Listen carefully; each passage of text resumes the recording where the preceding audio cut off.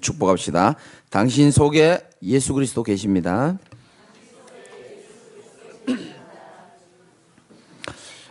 믿으시길 바랍니다. 왜 아멘 해야 되냐면 고린도후서 1장 20절에 보니까 한번 읽어볼까요? 20절에 시작. 하나님의 약속은 얼마든지 그리스도 안에서 예가 되니 그런즉 그로 말미암아 우리가 아멘하여 하나님께 영광을 돌리게 되느니라. 아멘.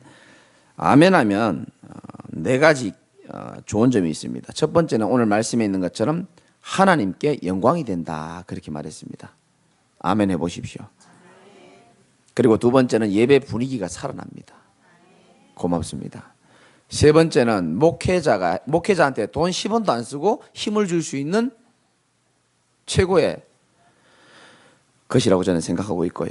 네 번째는 여러분 자신이 아멘할 때 살아나게 됩니다.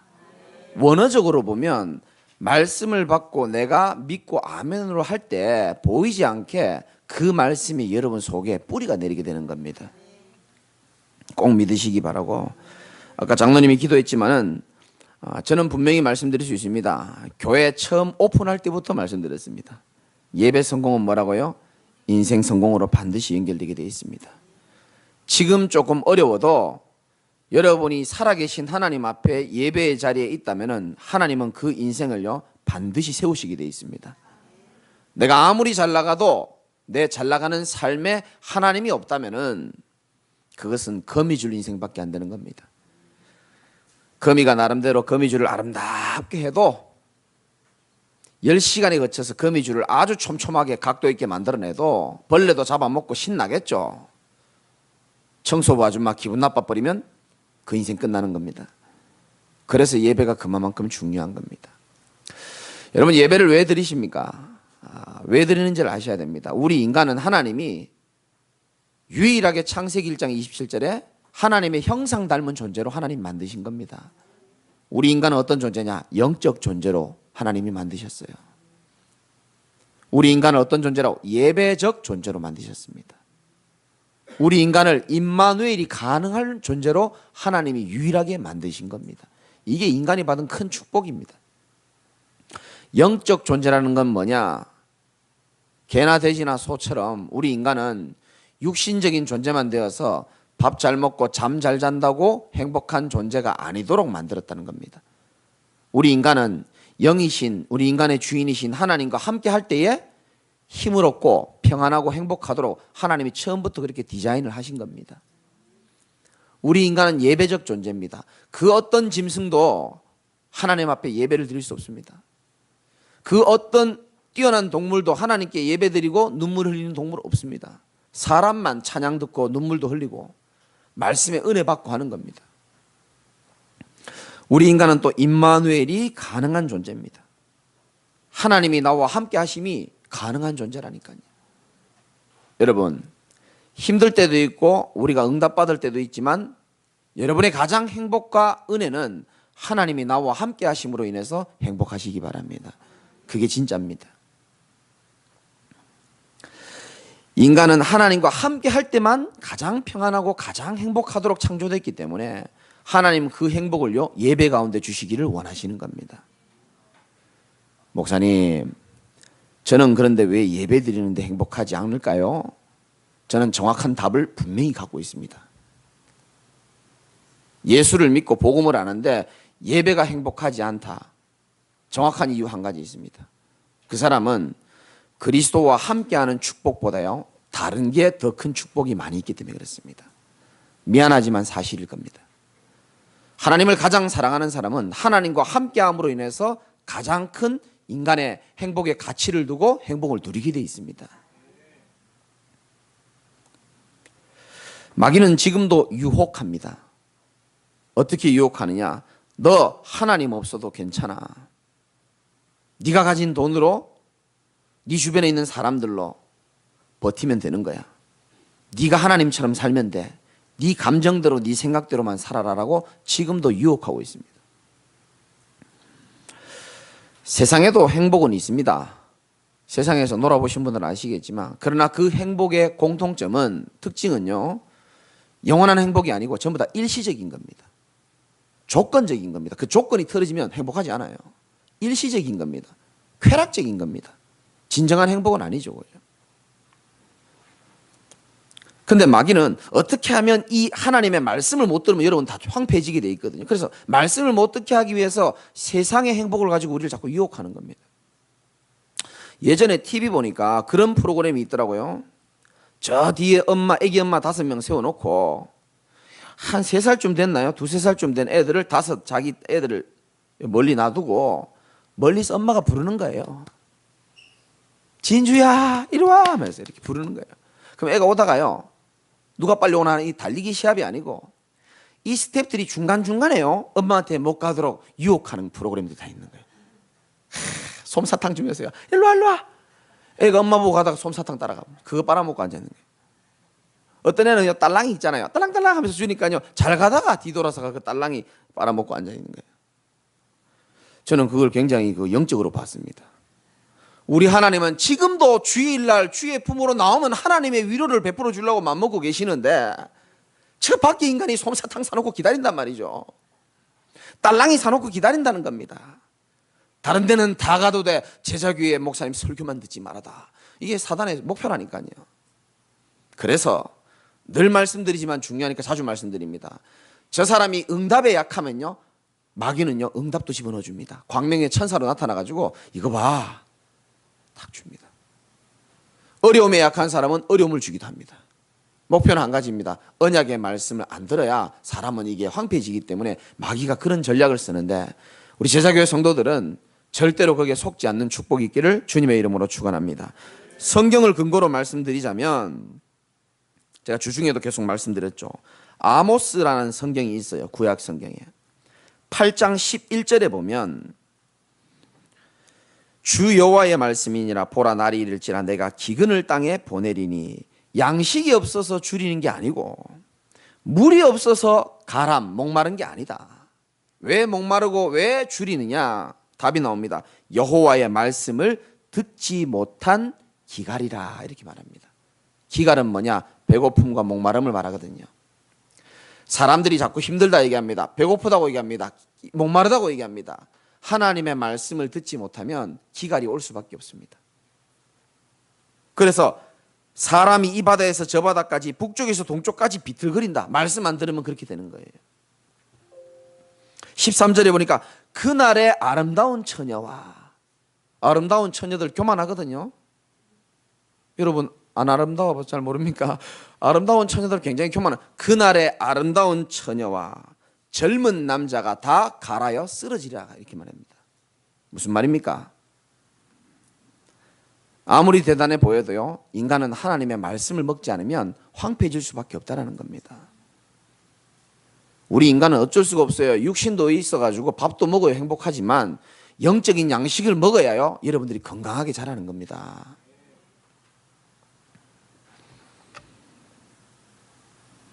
내일 전도 캠프가 있습니다. 다 오시면 집이 좁아가지고 안 되고요. 자기 현장에서 일하시면서 또 3시입니다. 빛을 발하는 캠프 하시기 바라고.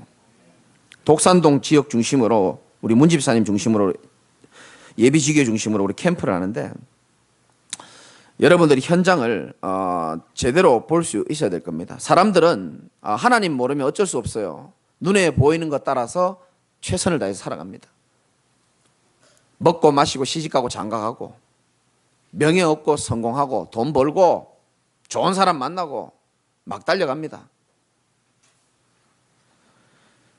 조금 열심히 살고 조금 돈 있는 사람은 약간 여유 있어 보이는지 모르겠지만 하나님을 떠난 모든 사람은요 마음의 공허함과 불안함과 우울함과 이거를요 감출 수도 없고 막을 수도 없습니다. 막을 수 없거든요. 근데 사람이 그걸 막아보려고 노력합니다. 종교로 막아보고 종교로 포장하고요. 자기 자신을 다 포장하고 다 살아갑니다. 그 전에 제가 말씀드렸죠. 식당에 갔는데 그런 문구가 적혀 있더라고요. 모든 음식 포장됩니다. 저는 그게 또 영적으로 보이는 거예요. 모든 인간 다 포장하고 살아갑니다. 저는 그렇게 보이더라고요.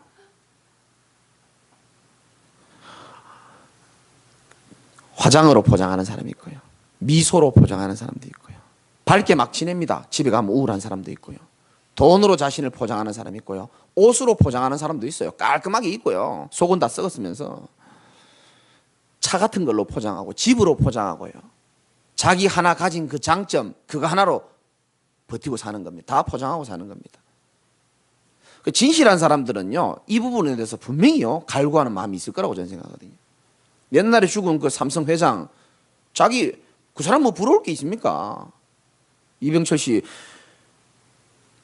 죽음 앞에서 인생의 중요한 질문 24가지를 했잖아요. 왜 도대체 종교는 있는 건가? 그 사람 그런 거 신경 쓸 필요 없이 살아도 되는 사람인데 왜 우리가 예수를 믿어야 구원받는다고 하는가? 질문 24가지를 던졌잖아요.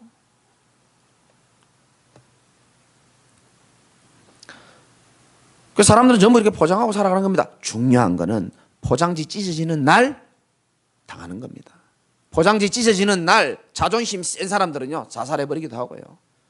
잘 감추고 살았다가 포장지 찢어지는 날 어중간하게 자존심이 있는 사람은요 숨어버립니다.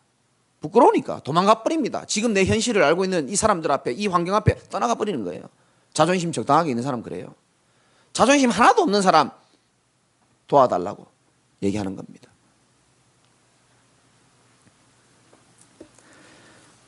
저와 여러분들이 내일 현장에 전도 캠프 하면서 그들에게 오늘 강단 말씀에 있는 것처럼 하나님의 위로를 줄 수 있는 여러분 증인이 되시길 바랍니다.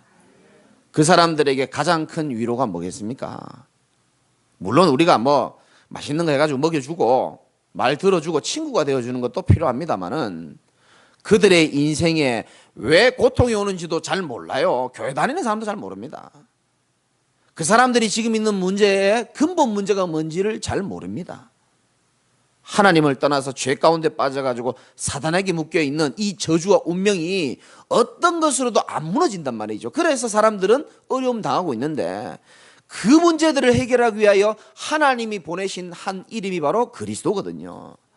여자의 후손이 뱀의 머리를 상하게 할 것이다 그랬습니다. 당신 인생을 살릴 수 있는 것은 여자의 후손으로 오신 예수 그리스도밖에 없다.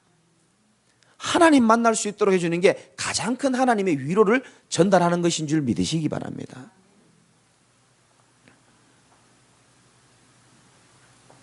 아무도 인생의 방황을 막을 수가 없잖아요. 본인이 최선 다 안 했겠습니까? 최선 다 하죠. 대부분 개인의 문제도 있지만 가정 문제 많거든요. 어떤 인간도 똑같습니다. 이 남편, 이 자식 다 사람이 나빠서 그런 게 아니에요. 사람은 착해요. 사단에게 잡히고요. 하나님 떠나 있으면 어떤 인간도 다 방황하는 짓을 할 수 있다니까요. 증인 여러 번 말씀드렸잖아요. 근데 이 인간을 도와줘야 될 내가 복음이 확실하지 않으니까 그 사람을 쳐다보는 거를 육신의 눈으로만 자꾸 쳐다보는 거예요. 이 인간이 언제쯤 변할까? 이 자식이 언제쯤 돌아올까? 안 된다니까요. 왜? 그 문제가 육신의 문제라면 육신적으로 감동 주고 최선 다하면 바뀌죠? 아닙니다. 하나님은 성경이 분명히 말해줬다니 그게 바로 영적인 문제다. 인간의 힘으로는 도저히 해결 못하기 때문에 내가 창세기 3장 문제를 해결할 그리스도를 이 땅에 보내시겠다는 겁니다. 그분을 마음에 영접할 때에 하나님의 자녀가 되고 그때부터 사람이 서서히 변화가 되어지는 거예요. 요 증인 많잖아요. 사람 안 변합니다. 사람은 하나님이 만들었기 때문에 하나님만 변화시킬 수 있는 거거든요. 그 길을 여러 개 준 게 아닌 겁니다. 그리스도를 마음에 영접할 수 있도록 영접할 때 하나님의 자녀가 되고 그때부터 사람이 변화가 되는 거예요. 그러면 여러분들의 눈은 적어도 여러분들의 눈은 그런 영적인 눈으로 현장을 보고 가문을 볼 수 있어야 된다는 겁니다. 그래서 우리가 빛을 발하는 캠프를 하는 겁니다. 답을 가진 자들이 캠프를 해야 되는 것이지 답도 없는 사람들이 캠프하면 되겠습니까?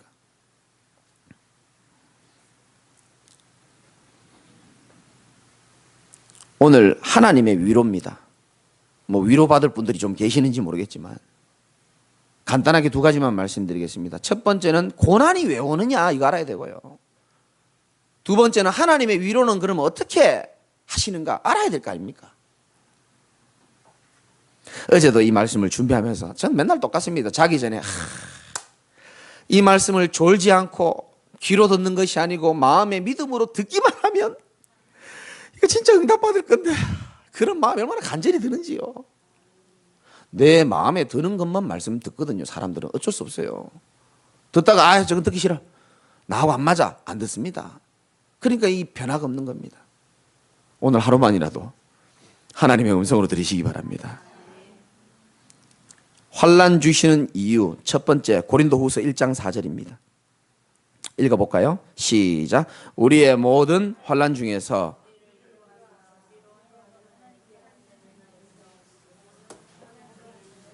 능히 위로하게 하시는 이시로다. 아멘. 우리 하나님은 여러분이 얼마나 체험했는지 모르겠지만 우리를 위로하시는, 3절에 보니까 모든 위로의 하나님이라 그랬습니다. 하나님만 여러분의 최고의 위로자가 될 겁니다. 사람요? 아닙니다. 남은 인생 헛되게 살지 마세요. 하나님만 여러분을 위로할 수 있는 유일한 분이십니다. 4절 모든 환난 중에 우리를 위로하사 우리로 하여금 하나님께 받는 위로를 가지고 모든 환난 중에 있는 자들을 능히 위로하게 하시는 이시로다. 여러분이 지금 당하고 있는 고난과 고통이요, 결국은 여러분들이 복음 안에서 잘 통과만 하면 또 다른 사람들을 위로할 수 있는 하나님의 증인으로 하나님은 세우신다는 겁니다. 가정 문제로 고통당하는 사람을 가장 잘 위로할 수 있는 사람은요, 심리 상담사가 아니에요. 가정 상담사가 아닙니다. 실제로 그 가정의 문제를 당해보고 복음의 은혜로 이겨본 사람이요, 최고의 상담자가 되는 겁니다. 내게 있는 문제, 하나님의 계획이 있는 문제라고 믿으시기 바랍니다. 목사님 이런 문제 당해봤어요? 제가 웬만한 건 다 당해봤을걸요. 여러분 잘 생각해 보세요. 지금 여러분의 제일 고민이 뭡니까? 다 다르겠죠. 그게 우리 집에만 있는 고민이라고 착각하지 마세요. 저는 확실히 말할 수 있습니다. 여러분 계시지만은 그 문제가요, 지금 이 시대에요, 가장 큰 창세기 3장의 시대의 문제일지도 모릅니다. 하나님은 그래서 먼저 마음 아프지만 우리에게 증인 삼으시려고 그 부분에 대해서 다른 사람을 위로할 수 있는 자로 하나님이 선택하신 거라니까요. 괜찮습니다. 하나님이 그걸 주실 때는 다른 사람 위로하라고 줬지, 그 문제로 네가 죽어보라라고 준 게 아니라니까요. 절대 아닙니다. 어떻게 보면 백신이죠. 백신 맞아서 죽는 사람 없습니다. 히브리서 2장 18절에 그가 시험을 받아 고난 당하셨은 즉 시험 받은 자를 능히 도우실 수 있느니라. 가끔 상담하는 분들, 제게 상담하는 분들 들어보면요, 전부 다 제가 다 경험했던 거예요. 그럼 제가 이해하고 그 마음이 공감이 돼요. 고난 주시는 첫 번째 이유가 뭐라고요? 다른 사람, 또 다른 사람을 위로하고 살리는 증인으로 하나님이 세우기 위함인 줄 믿으시기 바라고, 두 번째는 더 중요합니다. 고린도후서 1장 8절에서 9절, 1대지의 두 번째죠. 힘든 분들은 꼭 읽어봅시다. 1장 8절에서 9절 시작. 형제들아 우리가 아시아에서 당한 환난을 너희가 모르기를 원하지 아니하노니 힘에 겹도록 심한 고난을 당하여 살 소망까지 끊어지고 우리는 우리 자신이 사형 선고를 받은 줄 알았으니 이는 우리로 자기를 의지하지 말고 오직 죽은 자를 다시 살리시는 하나님만 의지하게 하심이라. 아멘. 하나님만 의지하게 하심이라. 우리는 어려움 속에 있으면서 어려움만 쳐다보면 아무것도 안 보여요. 하나님은 고개를 들기를 원하는 겁니다. 어느 정도로 힘들었냐? 힘에 겹도록 심한 고난을 이 바울이 당하고요, 살 소망까지 끊어진 거예요. 죽고 싶다는 겁니다. 사형 선고 받은 줄 알았다는 거예요. 아이고 이거 죽는 거 아닌가 싶을 정도로.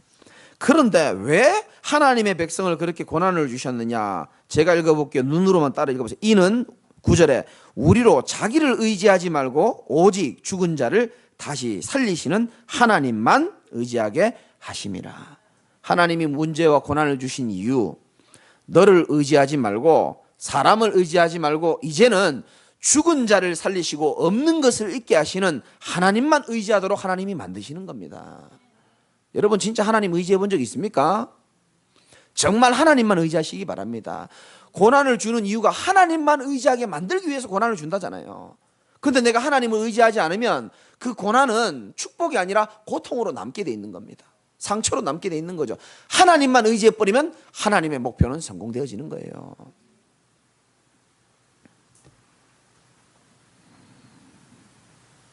하나님이 여러분에게 문제를 주신 이유는 그 문제 해결하라고 주신 게 아니라니까요.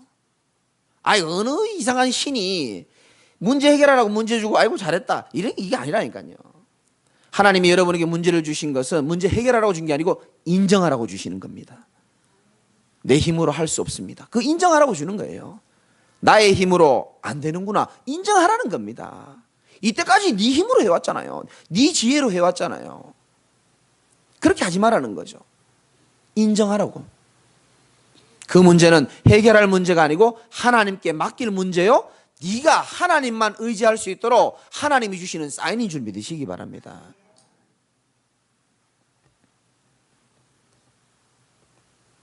이 말씀을 인정을 못하는 거예요. 그러니까 어떻게 합니까?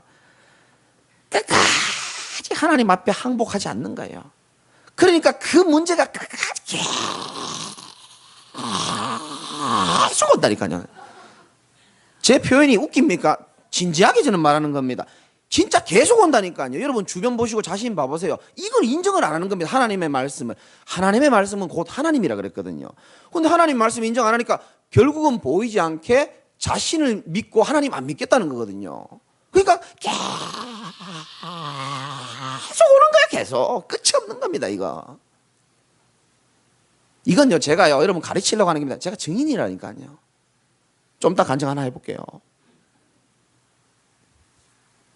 시편 146편 3절에 보니까 귀인들을 의지하지 말며 도울 힘이 없는 인생도 의지하지 말지니 하나님의 뜻을 알아야 됩니다. 야곱의 하나님을 자기의 도움으로 삼으며 여호와 자기 하나님께 자기의 소망을 두는 자는 복이 있도다. 우리 인생에 돈도 필요하고 사람도 필요하고 사랑도 필요하고 안정된 여러 가지 다 필요합니다.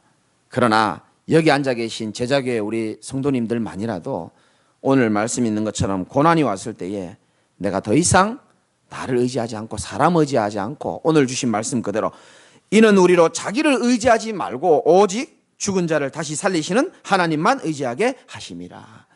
이 말씀이 헛되이 지나가면 안 됩니다. 정말입니다. 우리는요 진짜 하나님 의지 안 합니다. 끝까지 자기 의지합니다. 하나님만 의지하기를 원하시는 겁니다. 하나님만 의지하게 되는 순간 말씀 듣고 결단하는 순간부터 하나님은 여러분 삶에 반드시 역사하게 되어 있습니다. 반드시 역사합니다. 우리 원단의 말씀도 그렇잖아요. 역대하 16장 9절에 여호와의 눈은 온 땅을 두루 감찰하사 전심으로 자기에게 향하는 자들을 향하여 능력을 베푸시나니 전심으로 나가시기 바랍니다. 하나님을 잘 못 믿으니까 의지를 잘 못하고요. 내 머릿속에 있는 하나님이 별로 신뢰할 수 없는 하나님으로 지금 기억되어 있는 경우가 많아요. 아닙니다. 성경에 기록된 하나님이 맞는 겁니다. 하나님은 멀리서도 여러분의 안고 일었음을 다 아시고 천지를 지으실 뿐만 아니고 모든 세상을 하나님의 절대 주권 속에서 지금도 움직이고 계시고 사실은 여러분을 향한 축복을 따로 예배해 놓고 지금도 하나님이 여러분과 함께 하시고 여러분들을 말씀으로 세우려고 하시고 계시는 겁니다. 그리고 고난은 더 이상 고난이 아닌 것이 여러분의 불순물들을 하나님이 다 제거하는 과정입니다. 생긴 거는 이쁘고 멀쩡해 보여도요 여러분 속에 복음 아닌 하나님만 의지할 수 없도록 만드는 불순물들이 가득 있습니다. 금을 만들 때 금광석을 캐가지고 용광로에 집어넣는 이유가 뭡니까? 불순물 제거하는 과정이거든요.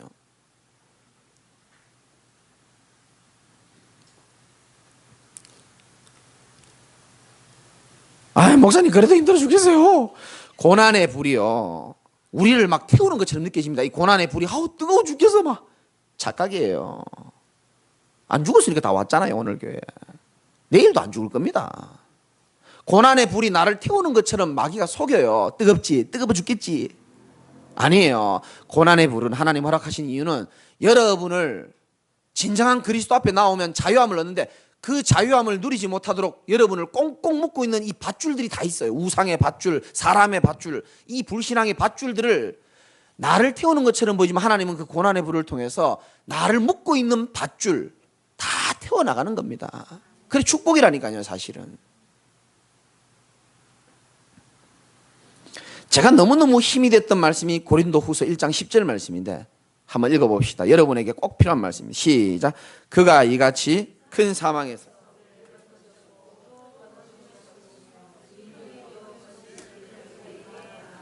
믿으시기 바랍니다.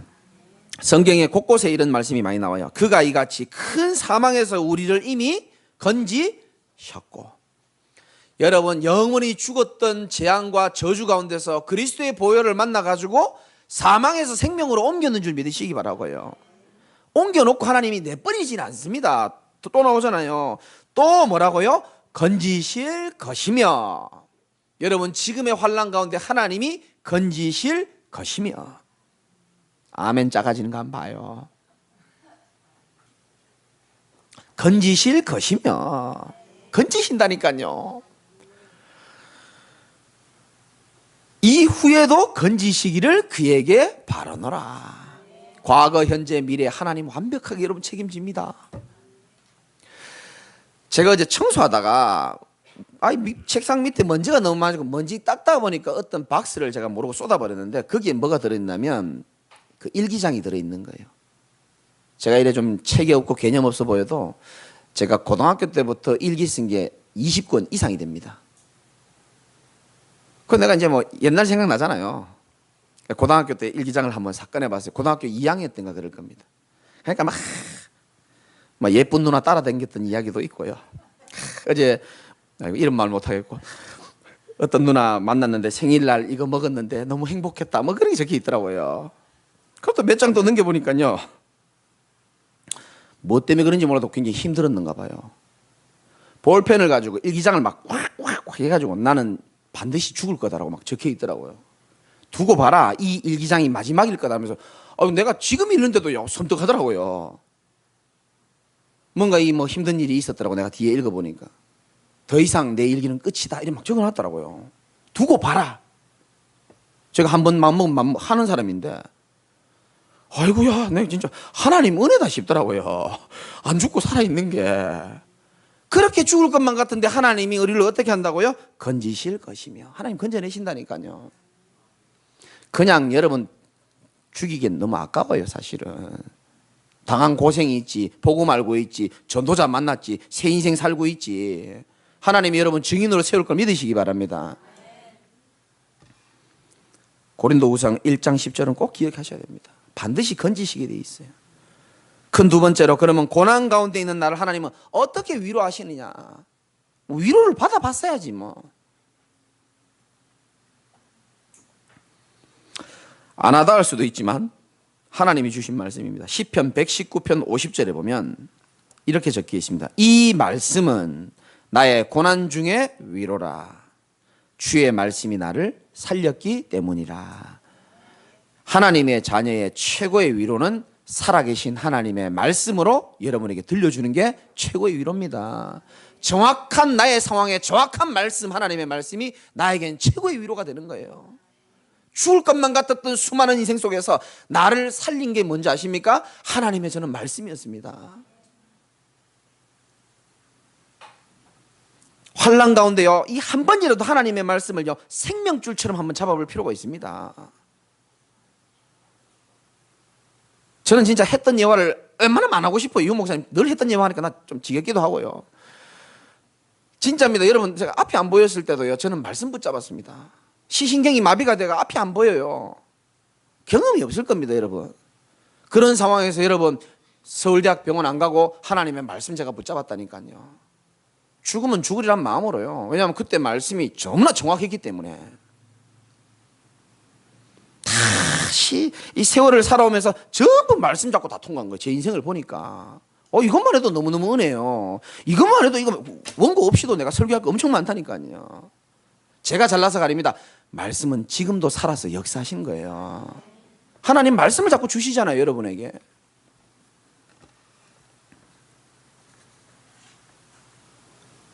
다시 말씀드립니다. 여러분 상황 가운데 다른 것에서 위로를 받으려고 하지 마세요. 그게 전부 다 가짜입니다. 뭐가 정확한 하나님의 위로입니까? 정확한 내 상황을 알고 계시는 하나님의 말씀이 여러분에게 정확한 위로고, 그 말씀대로 우리 인생을 하나님은 살리시게 되어 있습니다. 그래서 말씀 주시는 겁니다. 성취될 언약이기 때문에 성질 더러워도 언약은 성취되게 되어 있고요, 게을러도 성취되게 되어 있습니다. 말씀의 능력이죠. 더 중요한 거, 시편 34편 18절 말씀에 보면, 제가 읽어볼게요. 여호와는 마음이 상한 자를 가까이 하시고 충심으로 통회하는 자를 구원하시는도다. 의인은 고난이 많으나 여호와께서 모든 고난에서 건지시는도다. 무엇이 위로가 되냐? 여러분 가장 힘들 때가요, 하나님의 위로를 가장 체험할 수 있는 좋은 기회입니다. 사실은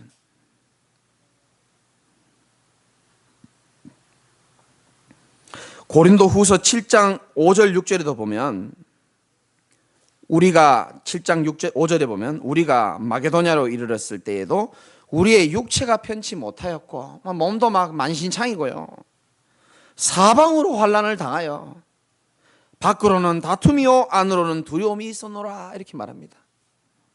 그런데 6절에 그러나 낙심한 자들을 위로하시는 하나님이, 여러분 우리 하나님은 낙심한 자들을 위로하시는 하나님인 줄 믿으시기 바랍니다. 또 아멘 안 할 줄 알았어. 그럼 한번 얘기해 봅시다. 제가 몇 번 말씀드렸잖아요. 제 인생에 가장 힘든 시절이 있었습니다. 그 중에 하나가 뭐냐면은 제가 군 생활을 의경을 나왔단 말이죠. 근데 저는 독특하게 경찰서 안에서 제가 군 생활을 한 겁니다. 경찰서 내에 보면 수사계라는 게 있어요. 거기에 유치장이 있습니다. 제가 어떻게 하다 보니까 6명밖에 근무하지 못하는 거기에 제가 어떻게 발탁돼서 간 거예요.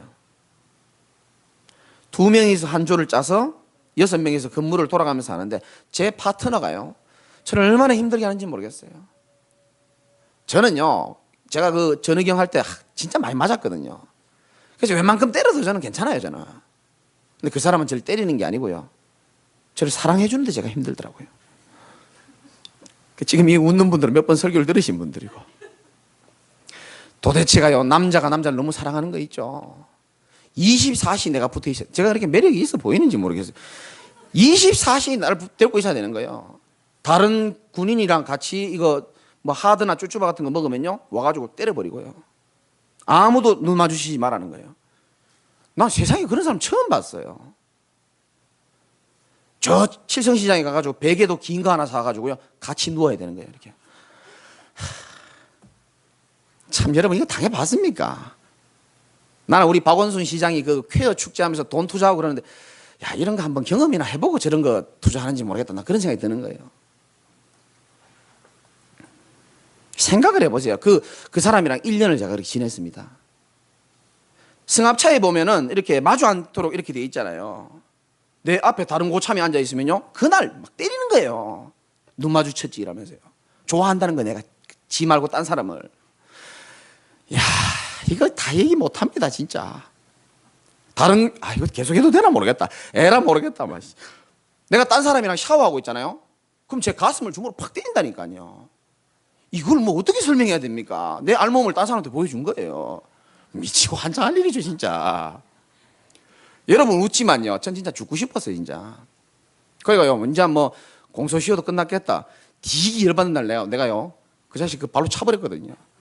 맞아가지고 그 화장품 다 무너지고요. 원래 여러분 군대 갔다 오신 분 알겠지만 쫄병이 고참 때리면 영창 갑니다, 그거. 죽겠더라고, 내가 이 사람 안 때리면은. 그래가지고 좀 패버렸죠. 나중에 부르더라고요. 김지강 너 때려서 안 때려서. 아이고 내가 이래가 영창까지 도저히 못 가겠더라. 안 때렸다 그랬죠. 지금 그 얘기 하자는 게 아니고 너무 힘든 거예요. 자랑은 아니고요, 제 성격이 이상한 거죠. 저는 힘들면 엄마한테 전화를 못 해요. 지금까지도 전화 못 합니다. 죽는 날까지 엄마 근심 안 시켜주고 싶은 게 제 마음이에요. 워낙 우리 엄마 고생을 많이 해가지고. 근데요, 내가 지금 그렇게 엄마랑 통화 안 한 그런 아픔을 얘기 안 한 지가 20년이 넘었거든요.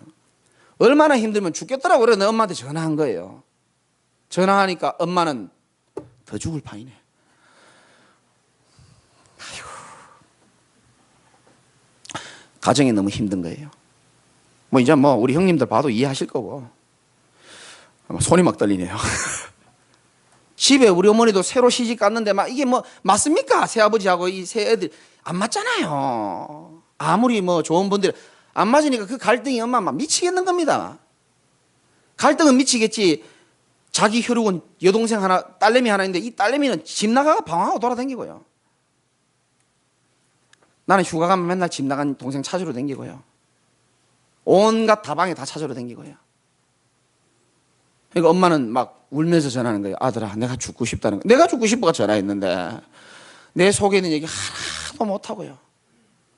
이렇게 힘들어 죽겠는데 저 딸녀는 잘 살아야 안 됩니까? 그런데 저렇게 엄마 마음을 모르고 방황하고 돌아다닌다는 거예요. 내 속에 있는 얘기 하나도 말 못하고요. 전화를 끊고 마지막 남은 방법이 뭐냐면 그 당시에는 그 핸드폰 나오기 전에 그 삐삐라는 게 있었거든요. 그 당시에는. 내 그때 뭐 우리 부인한테 죄송하고 옛날에 그 애인이 하나 있었거든요.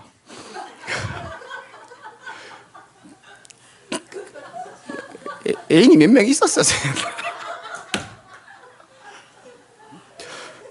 집사람 사귀기 전이죠. 그때 사귀기 전이니까 와 내가요 진짜 웃지 마세요. 난 슬퍼요.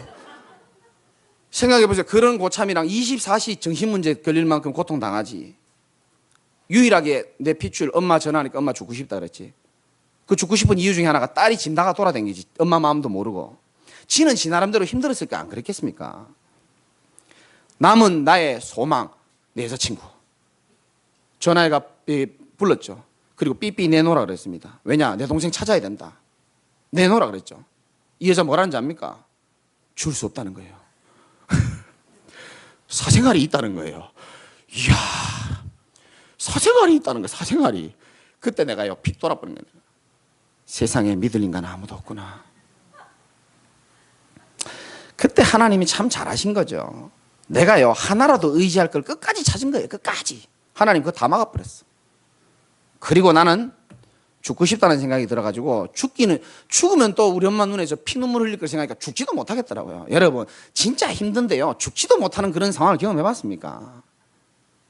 그래서 어떻게 했냐. 감옥에 보면 이렇게 그 독방이 있어요. 그 안에 들어가 성경책을 핀 겁니다. 그 뭐 복음을 제가 압니까? 이거라도 다 읽으면 축복받을까 싶어가지고 읽은 거예요. 창세기 1장부터. 그래서 창세기 1장부터 어디까지 읽냐 고린도 후서까지 읽다가 고린도 후서에서 내가 눈물이 펑 터지는 겁니다. 그 성경 구절 내가 여러 번 말씀드려서 알 거지만 7장 11절입니다. 다 같이 한번 읽어봅시다. 시작. 보라 하나님의 뜻대로 하게 된 이 근심이 너희로 얼마나 간절하게 하며 얼마나 변증하게 하며 얼마나 분하게 하며 얼마나 두렵게 하며 얼마나 사모하게 하며 얼마나 열심히 있게 하며 얼마나 벌하게 하였는가. 너희가 이 일에 대하여 일체 너희 자신을 깨끗함을 나타내었더라. 아멘. 20몇 년 전에 내가 인생에 가장 힘들 때 읽었는 성경 구절인데 이 성경 구절인데 눈물이 막 펑펑 나는 겁니다. 정확한 뜻은 아니지만 그래도 제 마음에 어떻게 받아들였냐면 내가 이렇게 근심하는 게 하나님의 뜻이 있었구나. 나를 하나님 앞에 정말 간절하게 만들고 하나님 한번 제대로 바라보지 못했던 내가 얼마나 하나님을 사모하게 되고요. 하나님 살려달라고. 이 위기에서 어떤 면에서 감옥에 갇힌 죄수들이 더 부럽더라니까요. 내가 더 죄수가 된 거 완전 갇힌 느낌. 눈물을 펑펑 흘리면서 주님의 마음을 이제야 알겠습니다. 내가 주님을 떠나가지고 너무 내가 방황하고 내 마음대로 살고 있는데 이 어려움을 통해서 내가 그리스도를 바라볼 수 있도록 하나님이 나를 바꾸시고 하나님만 의지할 수 있는 방법을 하나님이 깨닫게 해주신 거예요. 나는 그때 그 내 여자친구가 내한테 삐삐 줬으면 난 큰일 날 뻔했어요. 나는 끝까지 하나님 안 바라봤을 겁니다. 그 여자한테 충성을 다했겠죠. 고마우니까. 하나님이 그래서 문제가 하나님 인도라고 말씀드렸잖아요. 문제가 인도가 되는 겁니다. 다시 말씀드립니다. 하나님은 우리를 어떻게 위로하시냐? 정확한 내 상황을 아시는 하나님의 말씀으로 여러분들을 위로하시게 되어 있고요.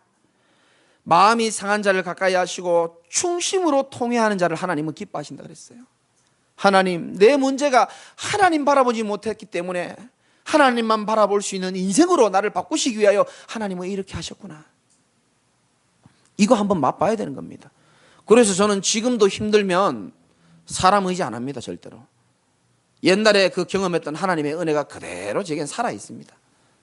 그래서 여러분들에게도 그렇게 말씀드리는 겁니다. 서운하게 느낄지 모르겠지만 이런 말씀을 드리면서 하나님만 바라보라는 사인이라고 말씀을 드리는 겁니다. 믿으시기 바랍니다.